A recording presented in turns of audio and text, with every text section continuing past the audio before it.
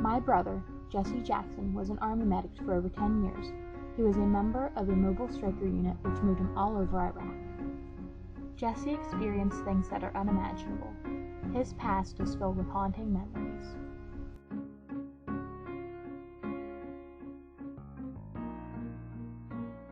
He returned home from his tours and began fighting a new battle. Countless military families struggle with post-traumatic stress disorder, or PTSD. On an ABC News special, Shannon Galloway, an Army wife, explains the struggle is not just with those diagnosed. We are the ones that live with them, and we are the ones they wake up at night because they are freaking out about a dream or just because they can't sleep. Military men and women are returning home from stressful, often traumatic places where they are forced to deal with unthinkable situations. Arising from all this stress comes an illness.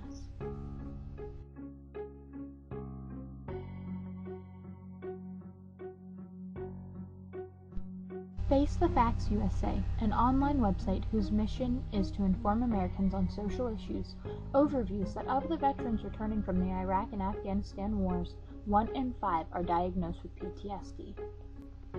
In 2012 alone, this estimates 300,000 diagnosed, making it one service member each day who encounters PTSD. At home, a soldier does not stand alone. They have family and they have friends who live with their PTSD.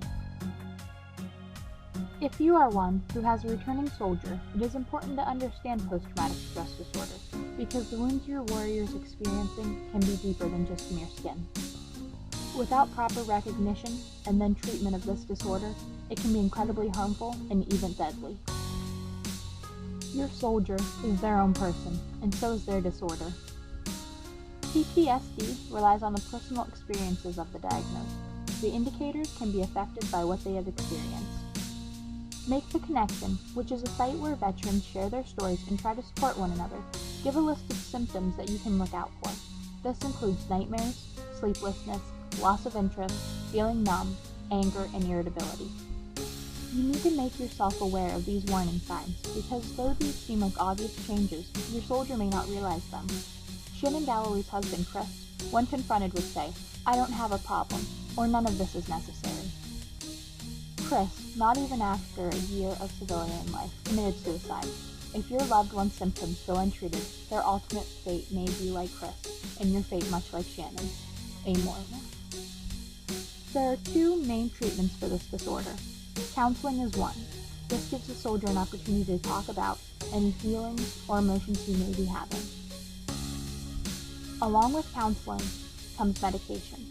When regulated, it can help ease anxiety and other symptoms your soldier may be having. Another wife interviewed on ABC News, Sherry House, remarked on her husband seeking help. It was probably the hardest thing he has ever had to do in his entire life.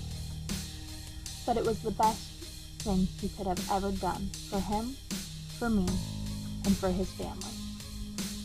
My brother Jesse was diagnosed with PTSD after his tours in Iraq and Afghanistan.